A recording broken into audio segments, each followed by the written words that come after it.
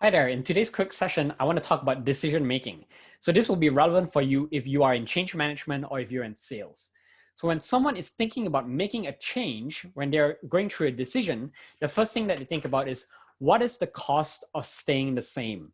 So if they stay the same, if they don't change, maybe they're losing on certain amount of opportunity. Or maybe they're wasting a lot of time solving a very difficult problem with an outdated solution.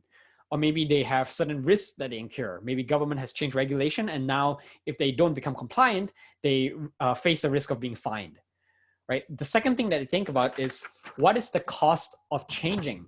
So this includes things like the price of your product, maybe it's the approval process to get your managers to adopt this new solution, or maybe it's the onboarding process. Maybe they have to train new employees, get them familiar with the system. Or it could be integration. Maybe your new system has to integrate well with their existing processes and technologies.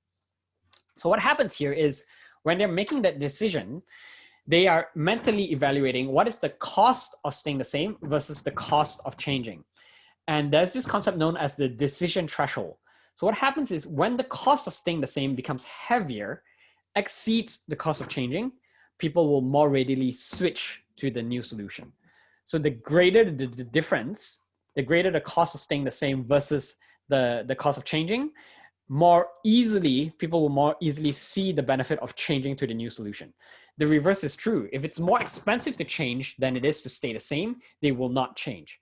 So if you want to get someone to switch, you want to either increase the weight of staying the same. So bring this down, dig in and focus on the pain of staying the same, or you can decrease the weight of changing, right? Make it more inexpensive for them to actually change. So how can you do that? You can reduce the cost of changing if you're, let's say, a B2C company by implementing something like freemium. So freemium is one example. By making it free to use your solution and then charging a customer later, you're reducing the price. So the cost of changing is lowered.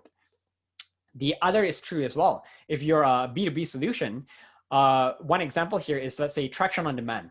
They're a Vancouver-based company. They do Salesforce implementation.